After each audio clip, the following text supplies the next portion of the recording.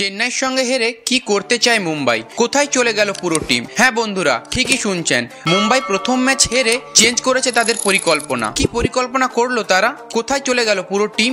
আজকের ভিডিওতে আপনাদেরকে সেটাই জানাবো। আর এও জানাবো হার্দিক পান্ডিয়া এবং জসপ্রীত বুমরা দ্বিতীয় ম্যাচে ফিরবে কিনা, সেটাও আজকে আপনাদের ভিডিওতে জানাবো। তো ভিডিওটি শেষ পর্যন্ত দেখতে থাকুন, আর ভালো লাগলে অবশ্যই like, comment, share and subscribe করে দেবেন। প্রথম ম্যাচ চেন্নাইয়ের সঙ্গে হেরেছে মুম্বাই, পরবর্তী ম্যাচ আছে গুজরাটের বিরুদ্ধে। হার্দিকরা তাদের পরিকল্পনাও বদল করেছে। তাদের পরিকল্পনা ছিল তারা প্রথম ম্যাচ খেলেই মুম্বাই চলে যাবে, সেখান থেকে গুজরাটে পৌঁছবেন। কিন্তু প্রথম ম্যাচে হারের পর প্ল্যানিং এ যেন কেউ জল ঢেলে দিল। তারা সরাসরি গুজরাট পৌঁছে গেছে ম্যাচের 5 দিন আগে। সেখানেই তারা অনুশীলন করবেন, থাকবেন মুকেশ আম্বানির বাড়িতে।